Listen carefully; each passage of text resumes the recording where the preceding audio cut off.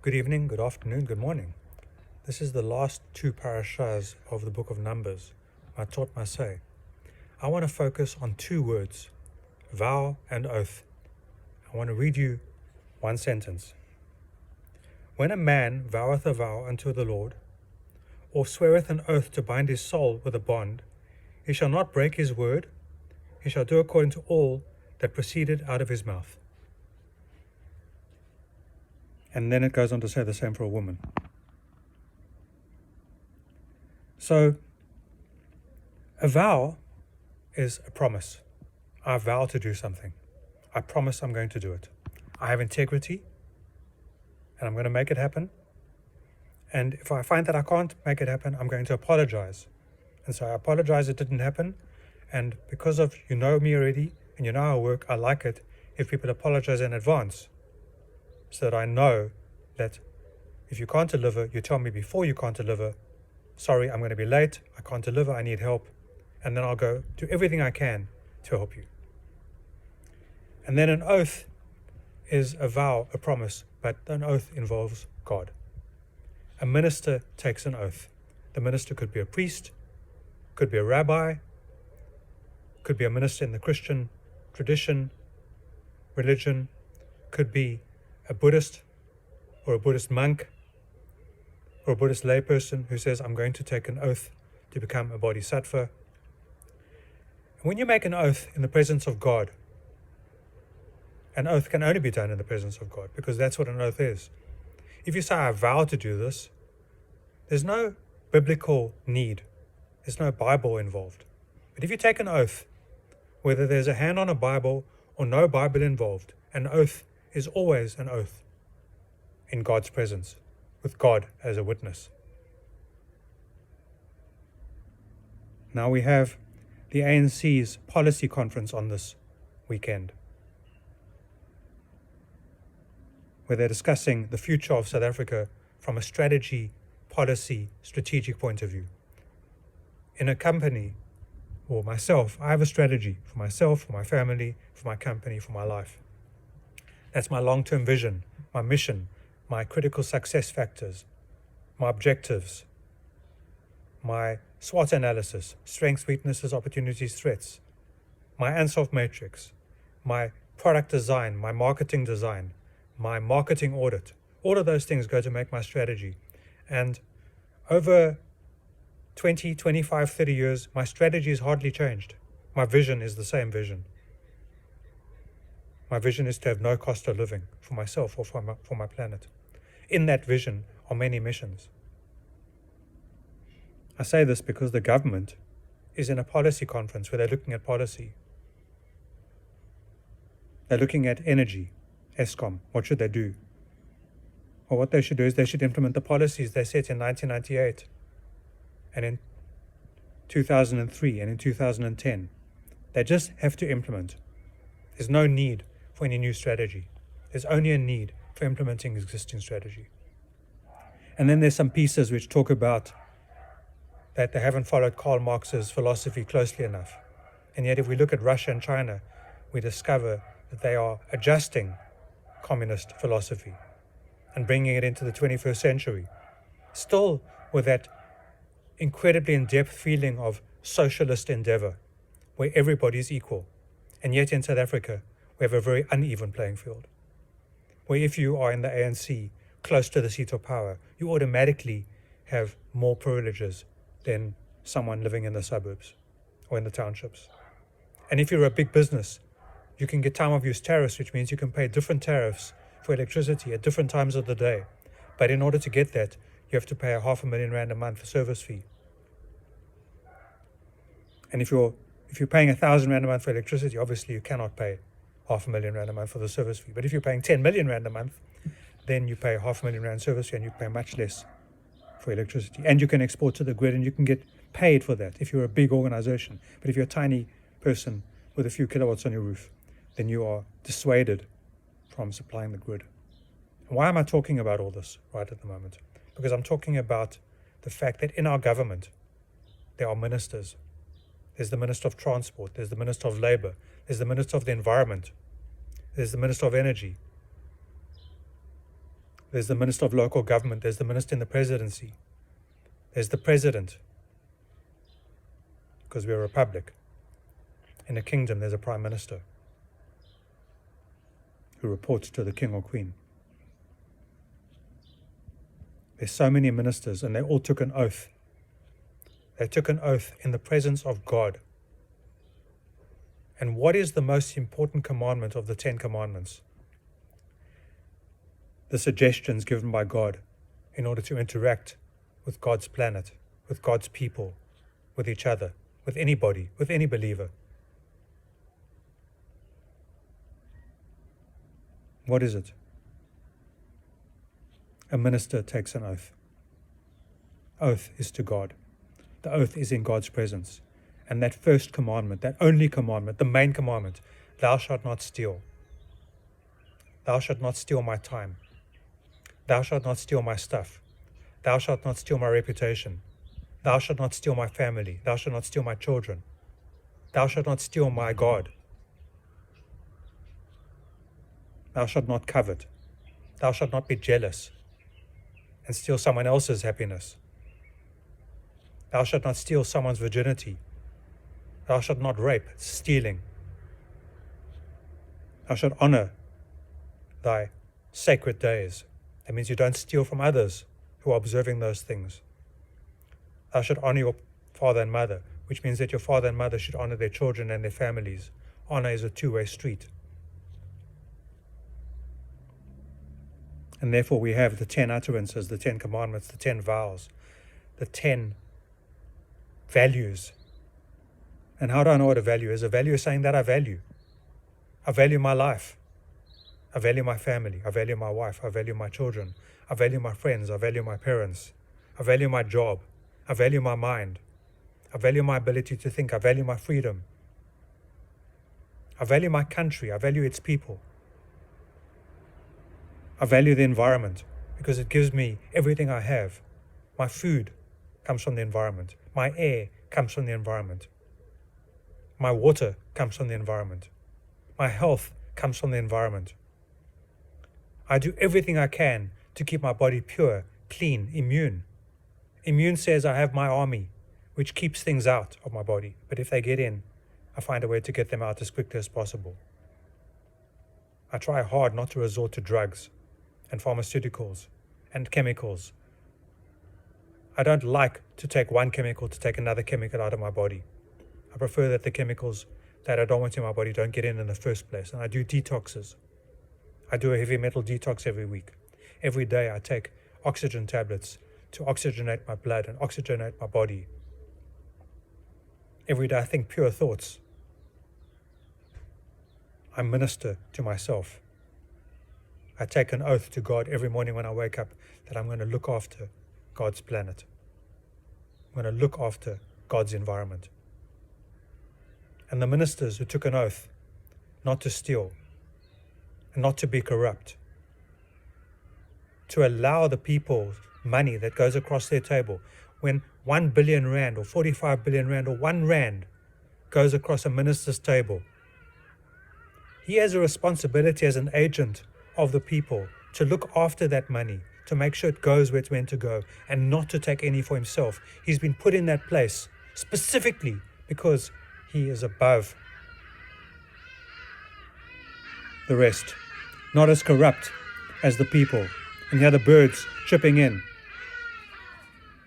and saying, we agree, we agree, we agree. Thank you, God, for a message from the birds. I put my faith in my minister, whether my minister is my priest, my imam, my rabbi, my guru.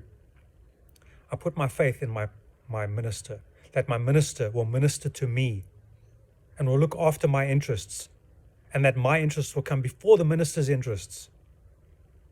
But in South Africa, we have this opposite, where when a person becomes a minister, suddenly they can travel first class at my expense. They can buy the latest X5 or C550 or E-Series or S-Series car or some SUV at my expense. They can steal from me by wasting the money that I give them to look after the poor, to look after the transport system, to look after the railways. If you look at the latest policy document, it says that the refineries have closed, oil refineries that make petrol and diesel and jet fuel and so on, and thousands of lubricants. They've closed because the local refineries want to buy foreign products. That's untrue. They've closed because they're continuous process systems that need electricity 24 hours a day, 7 days a week, and they cannot shut down for 2 or 3 or 4, 10 or 12 hours a day for load shedding. They're continuous processes. Why have they closed? They've closed because there isn't enough electricity. What does the government say? Oh, they don't say we're sorry. No, they're not sorry. They say that these big refineries, the 4 refineries in South Africa, have closed because they want to import product. That's rubbish. If they import product, they make less profit, and we have to pay higher prices. If they import raw materials, they can make those raw materials into finished goods using South African electricity. And they can make profits locally, which go into the local economy, and the profits make local taxes, which goes into the local economy, so the poor people can get what they want.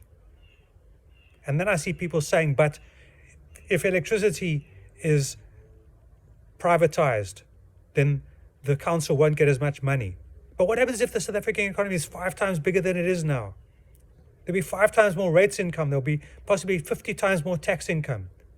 There won't have to be spent billions of money on 21 million unemployed people. There are 21 million people getting at least 350 Rand a month. And that's just pocket money because they don't have to pay for education. And they get free housing. And they get free water. And they get free electricity. And they get free medicine. And I have to pay for that. And I don't mind paying for that. But I do mind that 3/4 of it ends up in Dubai or in a minister's private account. I mind that the government pays for ministers' generators before tax and before VAT. And I'm not allowed to do that. I have to pay for it after tax. Or my company can buy it for me if I'm lucky enough to have a company that's prepared to do that for me. But the government has set a precedent that they are, as a company, as a government company, they're paying for generators before tax and before VAT, and therefore that means that anybody can do it.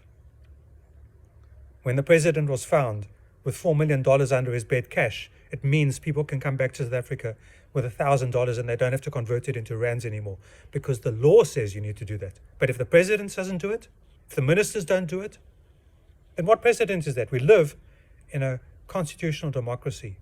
We live where the rule of law is based on precedent, common law, and based on Roman Dutch law, which is the law of acts. We act. We act because we're a minister. We act because we are parliament. The parliament make laws on behalf of the people. The parliament report to the people. The people are in charge. Karl Marx said everybody is in charge. Everybody is responsible for themselves. He's probably one of the most misunderstood person in the history of mankind. It wasn't about 10 people owning everything. It was about 1 million people owning everything. Capitalism works because it drives down the cost of production. And that means I can talk on a cell phone today, which cost me a few thousand Rand. But the technology in my cell phone 25 years ago is today 1.7 million Rand. So the capitalism drives down the cost of production. But what communism is meant to do is communism is meant to share the benefit of capitalism so that everybody benefits. But if 20 people take everything that moves across their desk for themselves, that's not communism or capitalism. That's just robbery. And if we go back to the point about the vow and the oath, if you take an oath, the oath is to God.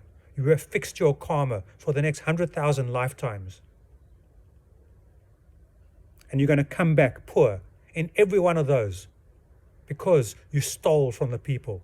You stole from God. You made a vow.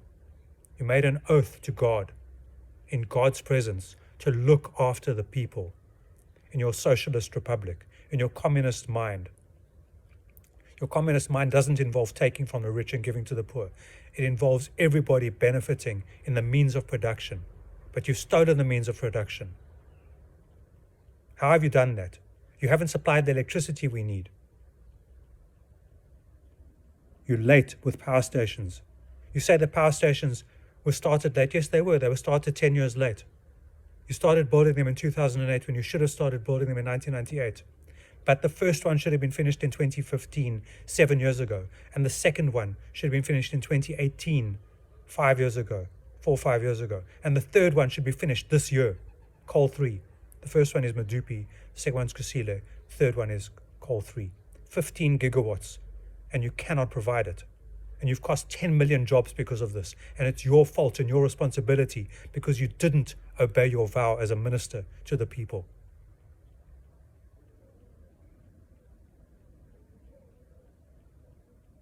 And you have a responsibility this weekend to look after the policy, to look after the strategy, to look after the people, to make sure that everything is shared, not to steal my money, and not to steal the person's money in Khayelitsha and Gugulethu and Soweto and Mitchell's Plain and Kuruman, to make the economy work. So when private people can make electricity without borrowing from you, with using their own money, they can export to the grid. And they can employ 5 or 10 times as many people because there's ample electricity so that the people of Kuruman get what's owing to them. Not because you had to pay higher taxes from the people or higher electricity bills or higher water bills, but because the economy worked and the economy became 10 times the size and 15 million unemployed people became employed. And you didn't have to spend billions of rands per month paying grants because you couldn't find work for them. You want to spread money around, make the economy work. It's your job. You are ministers, it's your job. Do your job. And Job was tested, and everything was taken from him, but he still believed in God. He still believed. I believe. I believe in the future of Africa. I believe in the future of humanity. I believe in the future of mankind. I believe in the environment. I believe in protection. I believe in immunity. I believe in health. I believe in wholeness. I believe in shalom and shalem. Shalom is peace. Shalem is wholeness. I believe in all that stuff. And I believe that as a minister myself, that I have an oath to God to protect my environment, to protect myself. You took a vow and you took an oath. The vow is to the people. The oath is to God. It's in the Torah portion of this week. It's something that you should think about at your conference this weekend. You should make everybody equal. And you shouldn't be more equal than everyone else. You should drive the same cars. You should fly economy class. You should live in the same houses. You should be my neighbor.